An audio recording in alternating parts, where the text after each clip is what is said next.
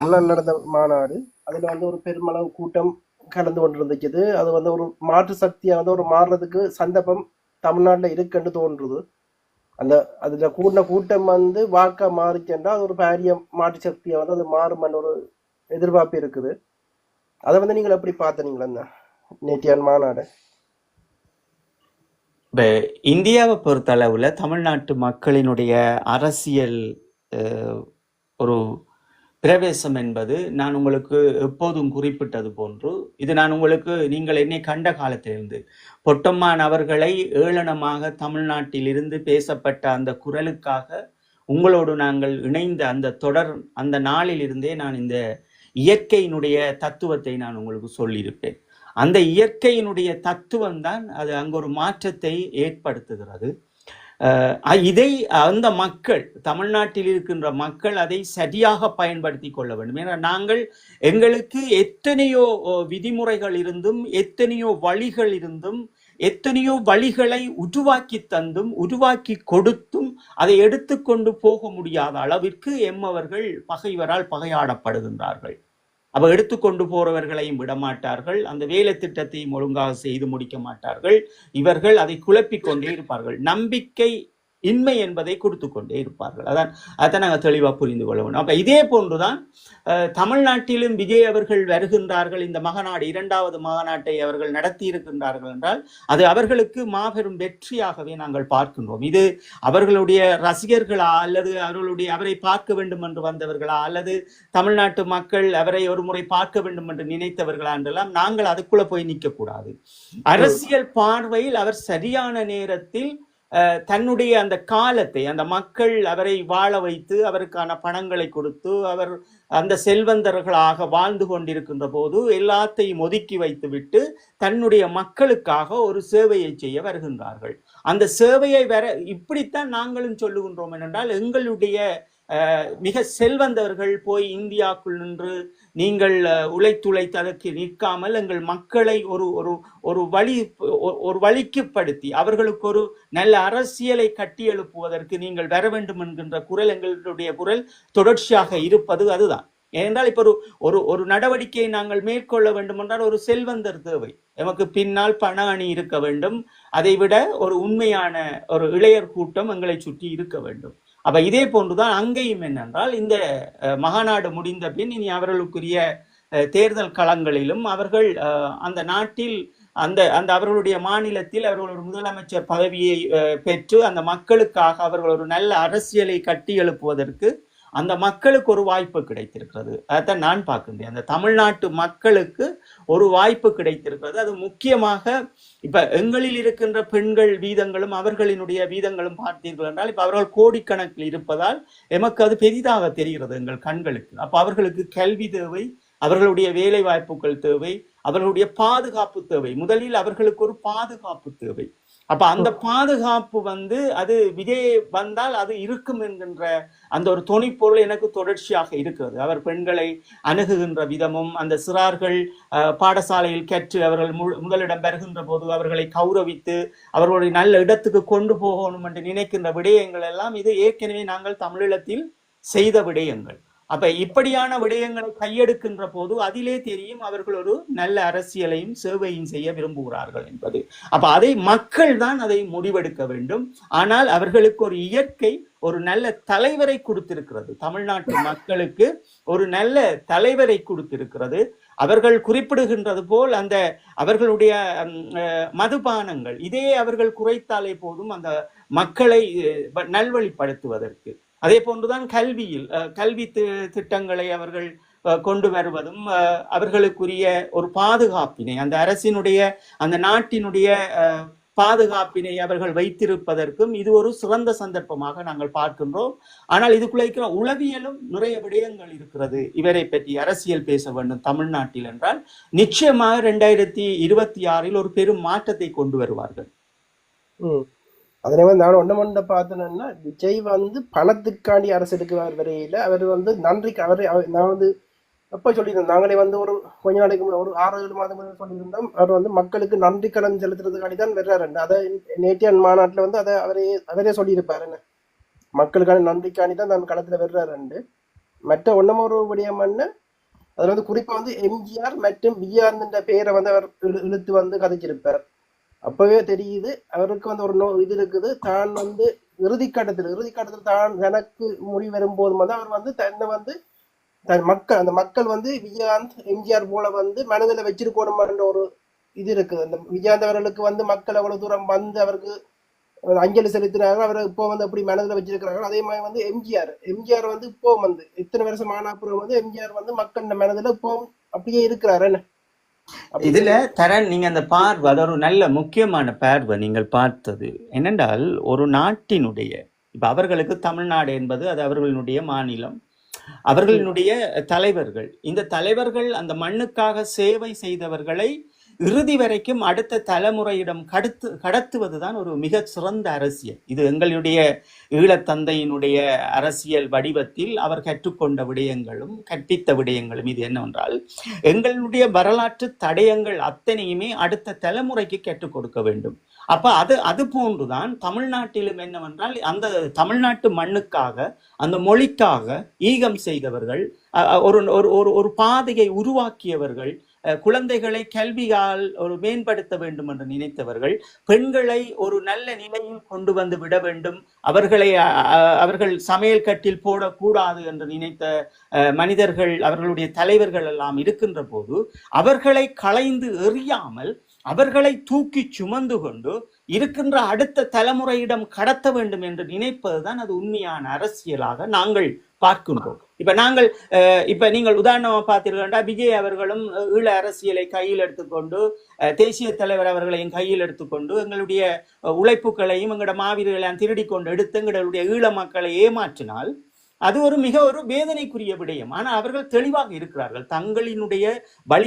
தங்களினுடைய தமிழ்நாட்டில் வழிகாட்டியவர்களினுடைய அரசியல் யூகங்களை தாங்கள் சுமந்து நிற்க வேண்டும் என்று நினைப்பதுதான் ஒரு சிறந்த அரசியலாக நாங்கள் பார்க்கின்றோம்.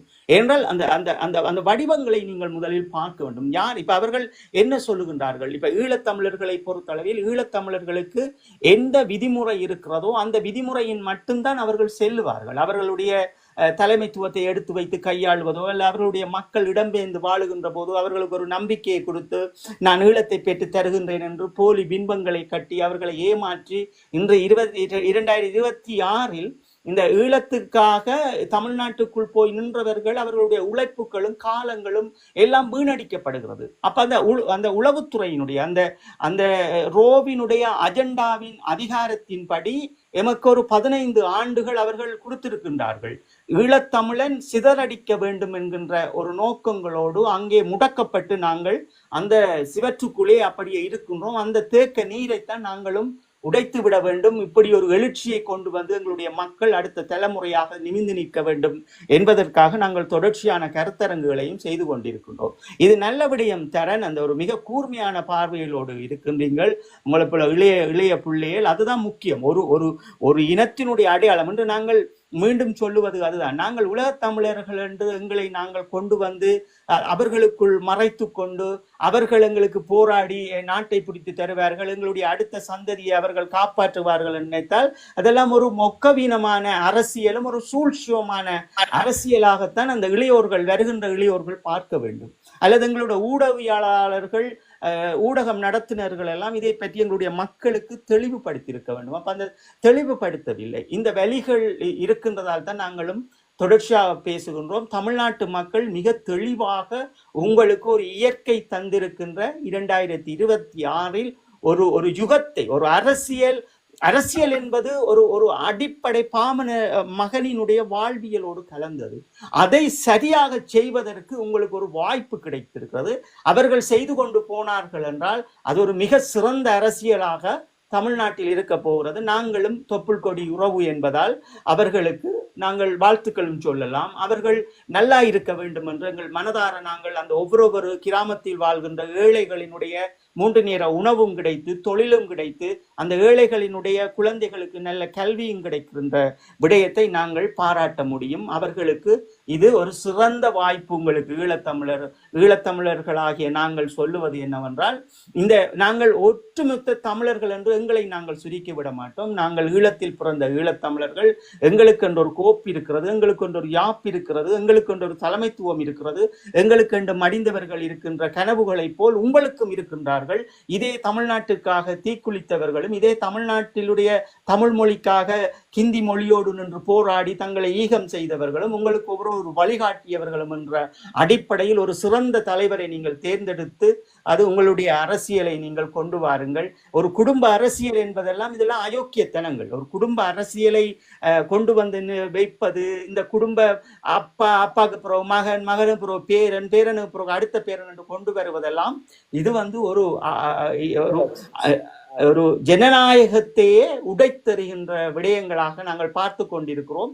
அதுதான் 2 ஆண்டுகளுக்கு முதலும் உங்களுக்கு தெரியும், உலகத்திலே கூட அரபு நாடுகளிலும் கூட பெண்கள் கார் ஓட்டலாம், பெண்கள் வேலைக்கு போகலாம் என்ற ஒரு மாற்றத்தை அவர்களும் புதிய தலைமுறையினர் கொண்டு வந்திருப்பார்கள். அந்த மாற்றத்தை நீங்கள் கண்ணால் கண்டு கொண்டிருக்கிறீர்கள். இங்கே ஒரு நிழல் அரசில் வாழ்ந்த ஈழத்தமிழன் மட்டும் எங்கேயோ ஒரு இடத்தில் ஒற்றுமையை உடைத்து உளவுத்துறைகளினால் இந்த இந்தியாவினுடைய உளவுத்துறையினால் மிகவும் ஒரு பாதிக்கப்பட்ட மனிதர்களாக, ஒரு பாவப்பட்ட ஜென்மங்களாக எமக்குள் எதை எடுத்து நாம் செய்ய வேண்டும், எது எம்மை சுற்றி நடக்கிறது என்று புரியாமல் நாங்கள் அப்படியே எல்லாரும் கருத்தாளர்களாகவும் அறிவு சார்ந்தவர்களாகவும் எங்களை நாங்கள் நினைத்து கொண்டு அடுத்த தலைமுறையினுடைய வாழ்வை நாங்கள் தோற்கடிக்கின்றோம் என்கின்ற இந்த செய்தியோடு நாங்கள் இந்த தமிழ்நாட்டில் நடந்த இந்த விஜய் அவர்களுடைய 2வது மாநாடு, அது அந்த மக்களுக்கு கிடைக்கப்பெற்ற ஒரு இயற்கை வரம். அதை சரியாக தமிழ்நாட்டு மக்கள் பயன்படுத்துங்கள். உங்கள் எல்லோருக்கும் வாழ்த்துக்கள். எனக்கான அந்த மாநாட்டில் வந்து பிடிச்ச 2 விடயங்கள் இருந்துச்சு. அவர் மீது வந்து முதல்ல வந்து எல்லாரும் குற்றம் சாட்டி சொல்லிக்கணும், பிஜேபியின் இதாக வந்து வெறாருண்டு. ஆனால் அதுலேயே வந்து பாசிச பாஜகவும் போய்சன் இயங்கி வேண்டும், அதுக்கான முட்டுப்புள்ளிய இதண்டு கடுமையான இதுகளை இதன்றது. அதில் வந்து சாணக்கியத்தனமாக வந்து மற்றவர்கள் வந்து தாங்கள் வந்து கட்சித்தீபம் மேட்டு தருவார் என்று சொல்லி இருப்பார்கள். ஆனால் இவர் வந்து சாணக்கியத்தனமாக வந்து தான் வந்து கட்சித்தீபம் மீட்க மாட்டேன், அதை வந்து அப்படியே அது மத்திய அரசுக்கு திருப்பி விட்டார். மோடிக்கு நீங்கள் வந்து மீட்டு இந்த படம் இலங்கை ராணுவத்தோட படுகொலை செய்யப்பட்டிருக்கீங்கன்னா அது நாங்கள் வந்து அதை ஏற்க போற இல்லை அப்படின்னு வந்து அவற்றை இது வந்து அவற்றை அரசியல் புரிதல் வந்து அற்புதமா இருக்குதுன்னு அந்த விடயத்துல வந்து மிக சிறப்பு. உங்களுக்கு அதுல புரிதல் இருந்தது.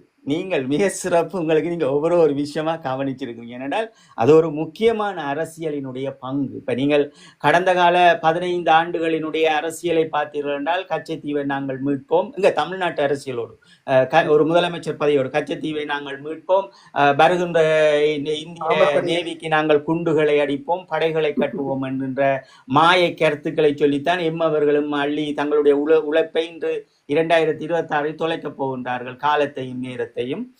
அதே போல் அதெல்லாம் நாங்கள் நல்ல கவனிச்சிருக்கிறீங்க. அதான் உண்மை. அந்த சென்ட்ரல் கவர்மெண்ட்டுக்கு தான் இந்த அதிகாரங்கள் இருக்கிறது. அந்த இடத்தில் அவர் அதை குறிப்பிடுகிறார் என்றால் அவருக்கு பின்னால் அரசியலை தெளிவாந்து சிந்திக்கக்கூடியவர்களும் மக்கள் நலன் சார்ந்தவர்களாக இருக்கின்றார்கள். நல்ல பார்வை தம்பி, மிக சிறந்த பார்வை உங்களுக்கு. அப்படித்தான் நீங்கள் பார்த்து கொள்ள வேண்டும். ஒவ்வொரு நுணுக்கமும் பார்த்தீர்கள் என்றால் தான் நீங்கள் அடுத்த தலைமுறைக்கு சரியாக கடத்தீர்கள். சிறந்த பார்வையோடு இருக்கிறீர்கள். குட், நல்லது. மற்றது வந்து ஒன்றும் ஒரு விமர்சனம், ஒரு அரசியல் கட்சி தலைவர் வந்து தமிழ்நாடு முதலமைச்சருக்கு போய் சந்திச்ச பிறகு வந்து பேருந்து வந்து அணில் குஞ்சு இது குஞ்சு கத்தி கொண்டிருந்த மேடைகள்ல அநாகரிகமா எங்களோட தேச தலைவரை முன்னுக்கு வச்சுட்டு மிக அநாகரிகமா வந்து விஜய் மீது வந்து அவதூறுகளை பரப்பி கொண்டு வந்தார். அதுவரைக்குமான ஒரு பதிலாக தான் நான் அதை பார்த்திருந்தேன். என்னன்னா, சிங்கம் வந்து தனிச்சும் வேட்டையாடும், கூட்டமாக வேட்டையாடும், ஆனா வந்து செத்த மிருகங்களை வந்து வேட்டையாடாதுன்ற ஒரு இதை வந்து சொல்லி அதில் முட்டுப்பிடி வச்சிருக்கிறாரு. அது வந்து அதுக்கு பிறகு வந்து இன்றைய பார்த்துட்டு அந்த கூட்டத்தை நேற்று வந்த கூட்டத்தை பார்த்து வந்து அவர் பயந்து கூட இருக்கு. அனில் குஞ்சன்னு சொல்லி தெரிஞ்ச அவர் வந்து பயந்து போய் வந்து தம்பி வந்து திருப்பி வந்து பல்பி அடிச்ச மாதிரி தெரிஞ்சு அவர்கிட்ட இன்டர்வியூ பார்க்கும்போது. நீங்கள் இதுல தெளிவா நாங்கள் இதை பற்றி பேசியிருக்கிறோம். 2 நாளைக்கு முதல் நாங்கள் 6வது 5வது அவர்களுடைய அமர்வில் நாங்கள் அவர்களுடைய கேள்விக்கு பதில் அளித்திருப்போம். 6வது அமர்வில் நாங்கள் கேள்விக்கு பதில் அமைத்திருப்போம். அது என்னவென்றால் தரன், உண்மையிலேயே இந்த ஈழத்தமிழர்களுக்காக அவர்களினுடைய அடுத்த கட்ட நகர்வை ஒரு இடத்தில் கொண்டு வந்து சுருக்க வேண்டிய தேவை உறுப்பு நாடுகளுக்கும் இந்தியாவுக்கும் இருக்கிறது. அந்த வகையில் தான் இது நடைபெற்றது. இப்ப உண்மையிலேயே தமிழ்நாட்டில் ஒரு தமிழ் தேசியம் உண்மையாக இருக்கிறது என்றால் இவரை அணைத்து கொண்டுதான் அங்கே அந்த ஆட்சி மலர்ந்திருக்கும். ஏனென்றால் இருவரும் அந்த ஒரு தமிழ் தேசியம் பேசுகின்ற இப்ப தமிழர்கள் எங்களுடைய ஈழத்தமிழர்களினுடைய பார்வையிலும் அந்த அந்த நாட்டில் இருக்கின்ற மக்களினுடைய பார்வையிலும் என்னென்றால் அந்த நாட்டு மக்களுக்கு ஒரு நல்லது செய்ய வேண்டும் என்றால் வருபவர்களை அணைத்து கொண்டு அந்த நாடை நாங்கள் எங்கள் வசம் எடுக்க வேண்டும். இப்ப நாங்கள் என்ன சொல்லுகின்றோம் எங்களுடைய மக்களுக்கு, ஐக்கிய நாடு சபைகளில் சுய நிர்ணய உரிமை என்பது இருக்கிறது. அப்ப நாங்கள் இன்று எதுவுமே அற்றவர்களாக இருக்கின்றோம். முதலில் நாங்கள் சுய நிர்ணய உரிமைக்காக போராடி அந்த ஜாப்பினை நாங்கள் எழுத வேண்டிய தேவை இருக்கிறது. இலங்கையில் வடக்கு கிழக்கில் பிறந்த ஒவ்வொரு ஈழத்தமிழனும் அவன் பிறந்து இந்த உலகத்தில் வலம் பெறுகின்ற போது அவன் அரசியல் சுதந்திரத்தை அந்த சுவாச காற்றை தன் மனதில் தன் மண்ணில் பூசிக்க வேண்டும் என்றால் அவனுக்கு ஒரு ஜாப்பினை நாங்கள் உருவாக்க வேண்டிய தேவை இருக்கிறது. இதைத்தான் தொடருங்கள், இதைத்தான் நம்பிக்கொண்டிருங்கள், இந்தியாவுக்குள் போய் செல்லாதீர்கள் என்பதை நாங்கள் தொடர்ச்சியாகவே நாங்கள் எங்களுடைய பரப்புரையில் செய்து கொண்டிருந்திருப்போம். அப்ப இந்த கருத்தாடல்களும் கருத்தரங்குகளிலும் உங்களினுடைய இளையோர்களினுடைய பார்வையில் இதற்குள் இருக்கின்ற பிரச்சனை என்னவென்றால் எங்களுடைய இந்த மாமனிதர் எங்களுடைய தேசிய தலைவர் அவர்கள்தான், எங்களுடைய இராணுவ தந்தை அவர்கள் தான் அங்கே சிதைக்கப்படுகின்றார். அது ஒரு வலியான விடயம். அது என்னென்றால் அந்த ஊடகத்தில் நீங்கள் பார்த்தீர்கள் என்றால் இப்ப விஜயனுடைய கட்சியும் விஜய் தனக்கு பதவியும் ஒரு இவ்வளவு பணத்தை உழைத்து கொடுத்த அந்த மக்களுக்கும் ஒரு நல்ல மனிதன் இறுதியாகத்தான் இறக்கின்ற போது 50 வயதை கடந்த பிறகு அந்த ஏதாவது நான் என்னுடைய மண்ணுக்கு மக்களுக்கு செய்ய வேண்டும் என்று தன்னை அவன் சிந்தித்து மாற்றிக்கொள்ளுகிறது. அது ஒரு மனிதனின் வருகின்ற இயல்பான விடயங்கள். என்றால் குடும்பம் மனைவிக்கு தேவையானது செய்துட்டு பிள்ளைகளுக்கு தேவையானது செய்துட்டு அதற்கு பிறகு தனக்கும் எல்லாம் செய்து திரும்பி பார்க்கின்ற போது இவ்வளவு நன்றி கடன் வைத்திருக்கின்ற அந்த தமிழ்நாட்டுக்கு அவருடைய ரசிகர்களுக்கு இவர் என்ன செய்ய போகின்றார் என்ற ஒரு மனதில் இருக்கின்ற பிரச்சனையை உருவாக்கப்படும், இயற்கையாகவே உருவாக்கப்படும். அந்த அடிப்படையில் அவர்கள் ஒரு நன்மை செய்வதற்காக போகின்றார்கள் என்றால் இதற்கு முதல் இருக்கின்ற தமிழ் தேசியம் போலி தமிழ் தேசியம் பேசுகின்ற கட்சிகள் அவரை ஏற்றுக்கொண்டு அவையை இணைத்து கொண்டு அவர்கள் ஒரு மிகவும் ஒரு நெருக்கமான ஒரு உறவு முறையை பேணி அந்த நாட்டு மக்களுக்கு எங்களுடைய தமிழ் மக்கள் இதுதான் என்னுடைய குறிக்கோள். இப்ப எங்களுடைய ஈழத்தமிழர்கள் எங்களுடைய தமிழ்நாட்டு தமிழர்கள் என்றால் இதுதான், நீங்கள் நல்லா இருக்க வேண்டும், உங்களுடைய பிள்ளைகள் கல்வியை கேட்க வேண்டும், நீங்கள் 3 நேரம் சாப்பிட வேண்டும், உங்களுக்கு எல்லாமே கிடைக்க வேண்டும், இத பார்வைதான் இருக்கிறது. அப்ப அதான் நாங்கள் எப்போதும் சொல்லுவது என்னவென்றால் நாங்கள் எதையும் திருடக்கூடாது. யாருடைய தியாகங்களும் யாருடைய தலைவர்களையும் நாங்கள் திருடிக்கொண்டு அதற்கு குளிர்காயக்கூடாது. அப்ப இவர்கள் இணைந்திருப்பார்கள். அந்த தேசியம் பேசுகின்ற கட்சிகள் விஜயோடு இணைந்து அந்த மக்களுக்கு நன்மை செய்வார். பார்த்தீர்கள் அவர்களுக்கு அந்த குறிக்கோளே கிடையாது. அவர்களுடைய வியாபார பொருள் என்பதால் தான் அந்த ஒரு வார்த்தை விட்டது. அது எங்களுடைய ஈழத்தமிழர்களுக்கு வலிக்கவில்லை. என்னென்றால் இந்த இப்ப விஜயினுடைய ஒரு புது கட்சி, அவர் ஏதோ செய்த மக்களுக்காக நன்மை செய்ய வருகிறார், பிள்ளைகளை படிப்பிக்கிறார். அப்படி வருகின்ற போது அந்த இடத்தில் எங்களுடைய மாமனிதரை கொண்டு வைத்து அடிக்கும் போதுதான் எனக்கெல்லாம் அவ்வளவு வேதனையாக இருக்கிறது. இந்த களமுனை செத்தே இருக்கலாம் என்றது போல். அப்ப எங்களுடைய மண்ணில் இருக்கின்ற மக்கள் எப்போதுதான் எங்களுடைய மாமனிதரை புரிந்து கொள்ள போகின்றார்கள் என்ற வழியில் தான் தரன் இந்த பாடல் கூட நான் உடனே அதற்குரிய மியூசிக்களை இது பண்ணி அதை வெளியிட்டிருப்பேன். ஏன்னா எனக்குள்ள அவ்வளவு வலிச்சது. நேற்றிரவு அந்த பாட்டை நான் வெளியிடுவதற்கு காரணம் என்னவென்றால் எங்களுடைய மாமனிதர் எல்லா இடமும் சிதறடிக்கின்றார்கள் என்ற வலி. அப்ப அந்த வலிக்கு ஒரு இயற்கை எங்களோடு நிற்க வேண்டும் என்று நான் தொடர்ச்சியாக பேசுவது போல் இயற்கையை எங்களோடு இணைந்து நில்லுங்கள். எங்களுடைய மாமனிதருடைய கௌரவங்களை நாங்கள் காக்க வேண்டியது எங்களுடைய கடமை. அடுத்த தலைமுறைக்கு சொல்லிக் கொடுக்க வேண்டியது எங்களுடைய கடமை. எங்கள் மண்ணில் மடிந்தவர்களினுடைய உயிர்களும் கௌரவங்களும் நாங்கள் கொடுக்க வேண்டிய கடமை.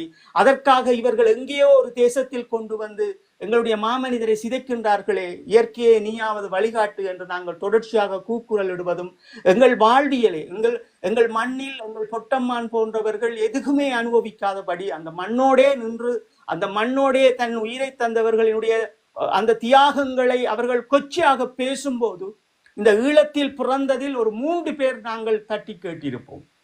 ஆனால் மிகுதியானவர்கள் எல்லாம் அமைதியாக இருந்துவிட்டு இன்று அவர்களுக்கு புத்தகங்கள் எழுதுவதும் அவர்களுக்கு கதை சொல்லுவதும் அவர்களுக்காக இது நடத்துகின்ற போதுதான் எமக்கு புரிகிறது இந்த இனம் எவ்வளவுக்கு ஒரு மானுடர்கள் இப்படி இருக்கின்றார்களே, நயவஞ்சகர்களாக எம்மோடு வந்தே வாதாடுகின்றார்களே என்கின்ற வலிகளை எல்லாம் நாங்கள் சுமந்து நின்றோம். ஆனால் பேசுவது எங்களுடைய மக்கள் என்றபடியால் நாங்கள் கடந்து சென்றிருப்போம். ஏனென்றால் அவர்கள் எங்களுடைய மக்கள் புரிந்து கொள்வார்கள்.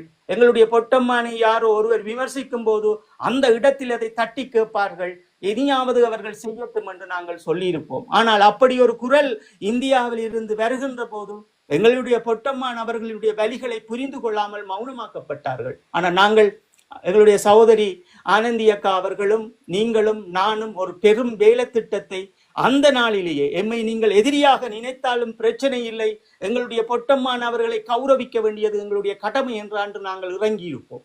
அதைத்தான் நாங்கள் சொல்லுகின்றோம். என்னவென்றால், எல்லாத்தையும் நீங்கள் புரிந்து கொள்ள வேண்டும். எமக்காக மடிந்தவர்களை நாங்கள் தூக்கி சுமக்க வேண்டிய அந்த அந்த அந்த அந்த வழியில் இருந்து நாங்கள் பிரிந்து விடக்கூடாது. அதான் நாங்கள் சொல்லுவது என்னவென்றால், எங்களுடைய மேதகு அவர்களினுடைய அந்த இலட்சியம், அந்த ஈழக் கோட்பாடை நாங்கள் தூக்கி சுமக்க வேண்டும்.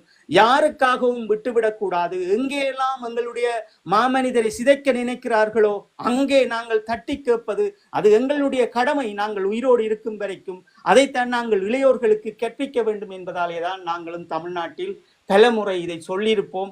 இவர்கள் விஜயினுடைய கட்சியோடு நாங்கள் புலி என்று தேச தலைவரின் படத்தை வைத்துக் கொண்டு கேட்கும் போதுதான் என் இதயமே வெடித்தறிந்தது. அவர்கள் இந்த மண்ணுக்காக செய்ய வருகின்ற சேவைக்கும் எங்களுடைய மாமனிதரை கொண்டு வந்து நிறுத்துகின்ற போதுதான் அந்த வழியில் இருந்து இந்த பாடலும் பிறக்கப்பெற்றிருக்கும். தரன், தொடருங்கள். இப்படி வந்து எங்கள் தேசத்தோட வந்து நாங்கள் பார்த்து வளர்ந்த நாங்கள் அவற்றை ஒழுக்கம், அவற்றை போராடுகின்ற ஒழுக்கம் எப்படி என்று எங்களுக்கு வடிவ உள்வாங்கின வடிவத்தான் நாங்கள் இந்த அமைப்புகளோடு வந்து நாங்கள் பயணிச்சினாங்க. ஒரு இங்கே வெளிநாட்டு புலம்பெயர் வந்து ஒரு பொறுப்பாளர் ரீதியில வந்து பயணிச்சினாங்க. ஆனா ஒருத்தர் வந்து ஒரு ஒழுக்கமே இல்லாதவர்களை வந்து எப்படி என்ன எங்களோட மக்கள் நம்பி இலவுல நம்பி வந்து தலையில தூக்கி வச்சு கொண்டு இதன்றாங்க. அதுவும் வந்து இப்ப வந்து நீங்க சரியான ஒரு பாயிண்ட் சொல்லியிருந்தீங்க. பொட்டமனையை வந்து ஒரு மேல இந்த நபர் வந்து திட்டும் போது நாங்கள் 3 பேர் தான் ஈழத்தமிழர் ரீதி வந்து குரல் கொடுத்திருப்போம். என்ன ஆனா இவர்கள் வந்து நாங்கள் வந்து அந்த இந்த புலனாய்வுத்துறையில தாங்கள் இருந்தது என்று சொல்லி அடிச்சு விட்டு கொண்டு இருக்கிறார்கள். அது பொய் என்ன வடிவா தெரியும். இவர்கள் வந்து அதுக்குள்ள இருக்கலன்னு தெரியுது. அப்படியே இவர்கள் ஆனா என்னன்னு சொன்னா, நாங்கள் இருக்கல் என்று நாங்கள் சொல்ல முடியாது. இந்த போராளிகள் நிறைய பேர் வந்து பொட்டமான பிள்ளைகள் நிறைய பேர் இந்த இணையதளங்கள்ல வந்து பயணிக்கணும். அவர்களை பார்க்க தெரியும். இப்ப கிழக்கு மாநிலத்துல இருந்த பிள்ளைகள் எல்லாம் வந்து நிறைய பேர் இருக்கணும். எங்களுக்கு இப்ப நாங்கள் அதுக்குள்ள வந்து நின்றபடியால் இப்ப கிழக்கு மாநில பிள்ளைகள் வந்து பொட்டமானவர்களிடம் கல்வியை கேட்டு போக வேண்டும் என்றால் அது அவர்களுக்கு சாப்பாடு ஒழுங்கு, தங்குமிட ஒழுங்கெல்லாம் நாங்கள் செய்து கொடுத்து யாழ்ப்பாணத்தில் அந்த காலம் அதை நடத்தியவடியால் இன்றைக்கு நிறைய பிள்ளைகளை நாங்களும் ஊடகங்களில் பார்த்து கொண்டிருக்கிறோம். அது வேற பிரச்சனை. தரன் என்னென்றால், அந்த இவர்களுக்கு இந்த அன்றே அதை தட்டி கேட்டிருந்தார்கள் என்றால் இன்று அவர்கள் பொட்டம்மானை எடுத்து வணக்கம் செய்வதற்கும் புத்தகங்களை எழுதுவதற்கு இவர்கள் அருகதையானவர்களாக இருப்பார்கள்.